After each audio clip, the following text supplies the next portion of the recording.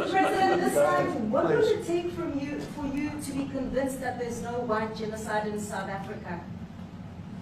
Well, I can answer that for President. It's for him. No, seriously. I'd rather have him answer. Yeah, I'd rather answer that. It will be. Our President will respond to you. Yeah, let me, Thank you, Mr. President. It will take President Trump listening to the voices of South Africans, some of whom are his good friends, like those who are here. When we have talks between us on the around a quiet table, it will take President Trump to listen to them. I'm not going to be repeating what I've been saying. I would say if there was Afrikaner farmer genocide, I can bet you these three gentlemen would not be here, including my Minister of Agriculture. He would not be with me. So it'll take him, President Trump, listening to their stories, to their perspective. That is the answer to your question. But, Mr. President, I must say that we have, wait. We have thousands of stories talking about it. Sure. And we have documentaries, we have news stories, and that. Is Natalie here, somebody here to turn that? I could show you a couple of things, and it has to be responded to. Yeah, sure. Let me see the articles, please, if you would, and turn the lights down. Turn the lights down, and just put this on. It's right behind you, Johan. There's nothing this parliament can do. With or without you, people are going to occupy land. We require no permission from you, from the president, from no one. We don't care. We can do whatever you want to do. Who are you to tell us whether we can occupy land or not? We are going to occupy land. Yeah. South Africa occupy land. That's who we are. We don't ever want to do. Can we drop my membership from this useless parliament? Yes, Honorable Member. Must never be scared to kill. A revolution demands that at some point there must be killing, because the killing is part of a revolutionary act. Shoot to kill, Yamaza. Kill the poor, the farmer. Kill the poor, the farmer. Pa, pa.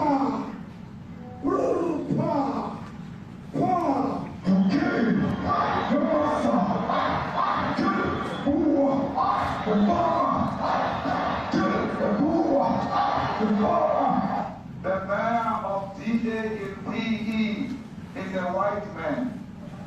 So these people, when you want to hit them hard, go after a white man. They feel a terrible pain because you have turned a white man. Not because Pajama and Soli will not be touched.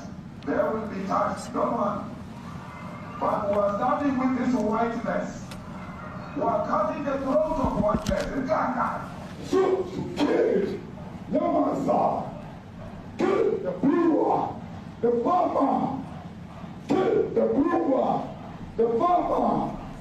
Pa, pa, pa. Shoot to kill, Yamaza.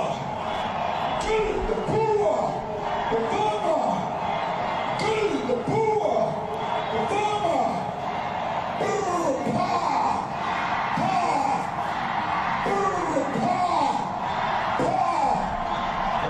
I don't know what's going to happen in the future. I'm saying to you, was not called for the killing of white people, at least for now. I can't guarantee the future. Yeah, but I mean, you'd understand somebody watching that, especially as it gets shared on Twitter. They freak out. It sounds like a genocide on I can't take it.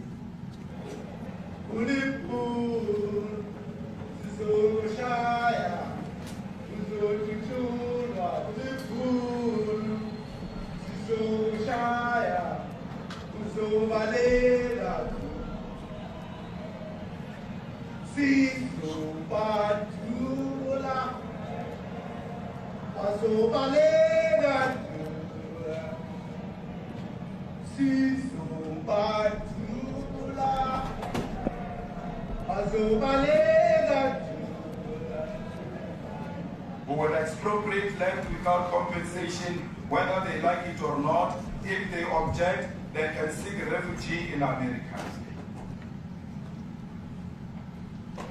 Now this is very bad. These are burial sites right here.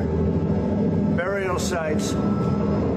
Over 1,000 of white farmers, and those cars are lined up to pay love on a Sunday morning. Each one of those white things you see is a cross, and there's approximately 1,000 of them. They're all white farmers, the family of white farmers.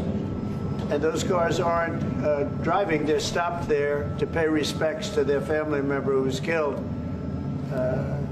And it's a terrible sight. I've never seen anything like it. Both sides of the road you have crosses.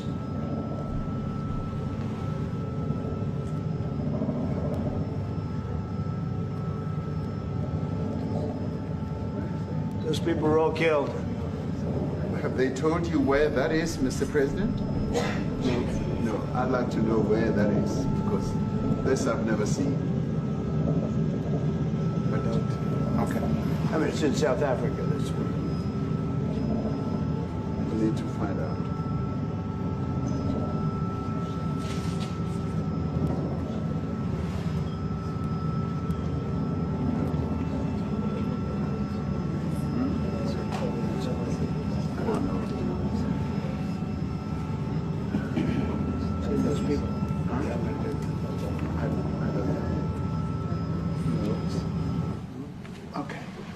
Mr. President, the Pentagon announced that it would be accepting a Qatari jet to be used as Air Force One. What are you talking about? What are you talking about?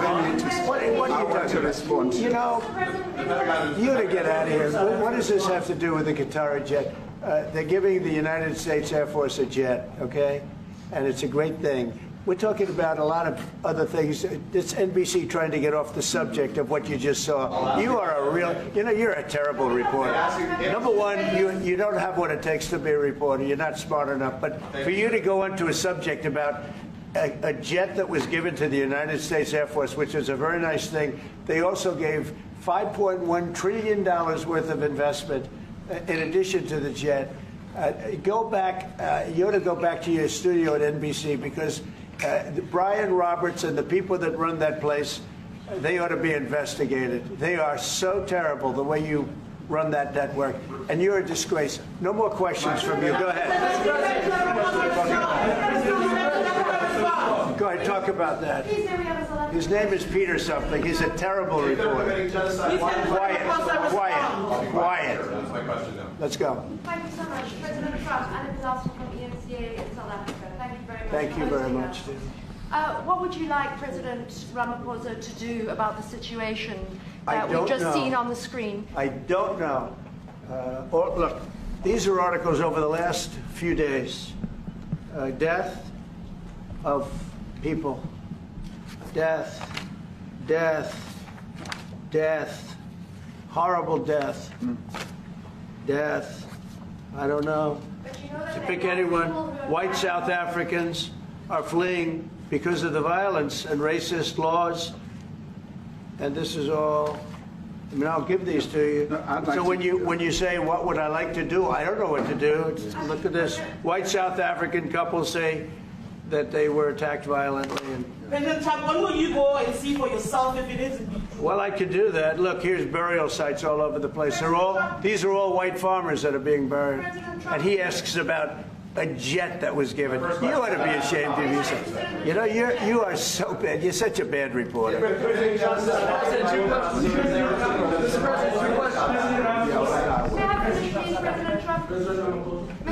This is one after another. This family was wiped out. I'm just looking. Can we get a report from President Ramaphosa? Your reaction to those videos, Mr. President Trump, Well, I think the videos are so. No. When you look at the videos, I mean, how does it get worse? And these are people that are officials, and they're saying that kill the white farmer and take their land. That's what it is. And I have other friends in South Africa. I have people that left. One in particular that says you can't go there. He said they want to take your land, and they kill you. it's okay, and they say it's okay to do. Now, we're going to talk about it, but this is a tremendous, look, this is story recent. These are all people that recently got killed. Yeah. And I don't know how it can get any worse. These are,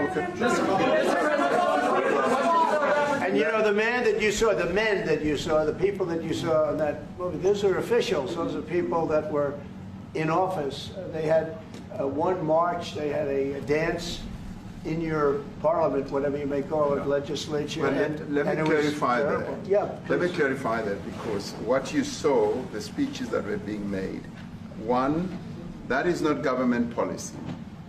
We have a multi-party democracy in South Africa that allows people to express themselves, political parties to adhere to various policies, and in many cases, or in some cases, those policies do not go along with government policy. Our government policy is completely against what he was saying, even in the parliament. And they're a small minority party, which is allowed to exist in terms of our constitution. But you do allow them to take land. No. You do allow them to take land. Nobody can and take then when land. they take the land, they kill the white farmer. And when they kill the white farmer, nothing happens to them. No, there is nothing happens to them. There is criminality in our country. People who do get killed, unfortunately, through criminal activity, are not only white people. Majority of them are black people. And we have now been utilized. The farmers are not black. I don't say that's good or bad, but the farmers are not black. And the people that are being killed in large numbers, and you saw all those grave sites, and those are people that loved ones going, I guess on a Sunday morning, they told me, to pay respect to their loved ones that were killed. Their heads chopped off. They died violently. And you know, I mean, we're here to talk about it, and I didn't know we'd get involved here, but I will say this, that if the news wasn't fake, like NBC, which is fake news, totally, one of the worst, ABC, NBC, CBS, horrible, but if they weren't fake news like this jerk that we have here, if we had real reporters, they'd be covering it, but the fake news in this country doesn't talk about that. They don't want to talk about it, but now they have to talk about it. But they won't. This won't even be a subject. They'll have him talking about why did a country give a free, think of this, why did a country give an airplane to the United States Air Force? Okay, the United States, not to me, to the United States Air Force, so they could help us out, because we need an Air Force One until that's Air Force One, it's being built, 2 of them being built. But Boeing's a little bit late, unfortunately. So why did they give us a plane to the United States Air Force? That's what that idiot talks about after viewing a thing where thousands of people are dead. I'm sorry, I don't have a plane to give you. I wish you did. I take it. I would take it. If your country offered the United States Air Force a plane, I would take it. Okay. But coming back to this issue, which I really would like us to talk about, and talk about it very calmly. We were taught by Nelson Mandela that whenever there are problems, people need to sit down around a table and talk about them. Well, there are problems. And this is precisely what we would also like to talk about, including, of course, trade matters, investment matters. So the issues that concern you as the United States. Those are all recent. Those are all deaths. Yeah, in many ways, I mean, one should say you are a partner of South Africa, and you are raising concerns, and these are concerns that we are willing to talk to you about. Let me just add quickly, you know, the criminality that we are experiencing in our country needs quite a lot of technological capability. And in one of our areas in South Africa, we're using US technology, which is able to in many ways identify where shootings are happening and all that. And I'd like to talk about that, because there is support that we can get from you as the United States to help us deal with all these acts of criminality. And that is what I believe partnership is all about. And we are here as a partner so that we can help each other. whenever there are challenges. So I'd like us to discuss it, and of course outside of the media, so that we sit down and have a really good discussion that will lead to good outcomes. Are there any other further punitive measures that could be in place should you not be satisfied that South Africa is fixing some of the very bad things, in inverted commas, that you tweeted are happening? Well, there are a lot of bad things happening in many countries, but this in particular has been very, very bad, very bad. And because of we're going to have the whole world watching in another short period of time, because you have the G20, and that's a big deal. And it seems like, I want you to look good. I don't want you to look bad. Very good. But we have hundreds of people, thousands of people trying to come into our country because they feel they're going to be killed and their land is going to be confiscated. And you do have laws that were passed that gives you the right to confiscate land for no payment. You can take away land for no payment. I want to clarify that, because we have a constitution. Our constitution guarantees and protects the sanctity of tenure of land ownership. And that constitution protects all South Africans with regard to land ownership. However, we do say, because we've got to deal with the past, the government, and as your government also has the right to expropriate land for public use. And you're doing that. And we've never really gotten underway with that. And we are going to be doing so. You're taking people's land away we have not. from them. And those people, in many cases, are being executed. They're being executed. And they happen to be white, and most of them happen to be farmers. Mm-hmm. And that's a tough situation. I don't know how you explain that. How do you explain that? They're taking people's land away, and in many cases those people are being executed, and in many cases it's not the government that's doing it, it's people that kill them and then take their land, and nothing happens to them. But we have thousands of people that want to come into our country. They're also going to Australia in a smaller number. Mm-hmm. But we have thousands of people that want to come into our country, and they're white farmers, and they feel that they're going to die in South Africa, and it's a bad thing. Yeah, please. What can South Africa do? What concessions would you like to see them make to improve relations with the United States? Then I have one more for President Ramaphosa afterwards. Well, we just spoke about it. I got them a very, very complex machine, 150 of them. And I was asked by the president if it could help, and I did that. And I have great feeling for all countries. I deal with all countries, but I have a great feeling for South Africa because I have friends. I have a couple of friends, a few friends here today. I have many friends from South Africa, but many of those friends are not, they can't go back. I have Elon is from South Africa. I don't want to get Elon involved. That's all I have to do, get him into another thing. But Elon happens to be from South Africa. This is what Elon wanted. He actually came here on a different subject, sending rockets to Mars, okay? Yes. He likes that better. He likes that subject better. That's right. But Elon is from South Africa, and I don't want to talk to him about that. I don't think it's fair to him. That's right. But I will say that people are fleeing South Africa for their own safety. Their land is being confiscated, and in many cases they're being killed.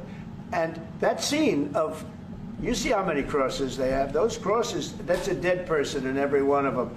And those trucks or cars are paying their respects to all of those dead people on a Sunday morning.